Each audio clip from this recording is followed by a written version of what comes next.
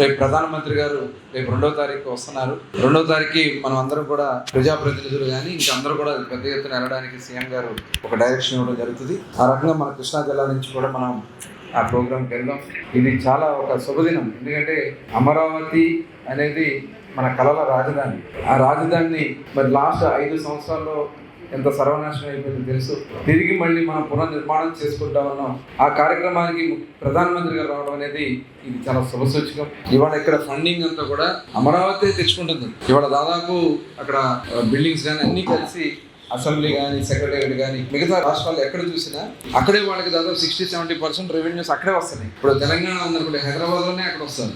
అలాంటిది మనం 5 సంవత్సరాలు కోల్పోయాం. తిరిగి మళ్ళీ దాన్ని పునర్నిర్మాణం చేసుకోవడం అనేది శుభసూచకం. దానికి అందరూ కూడా పాల్గొవాలి. అలాగే మచిలీపట్నం పోర్ట్ కూడా రేపు December 26 నాటికి కంప్లీట్ కాబోతోంది.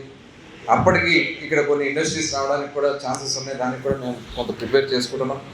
అలాగే అన్ని నియోజకవర్గాలు కూడా సరౌండింగ్ డిస్ట్రిక్ట్స్ అన్నిటికి కూడా ఏది అవసరాలు ఉన్నాయో ఒక తయారు చేసుకుని మేము ముఖ్యమంత్రి గారి దగ్గర కూడా వెళ్ళడానికి కలుస్తానికి మేము ప్లానింగ్ తీసుకున్నాం.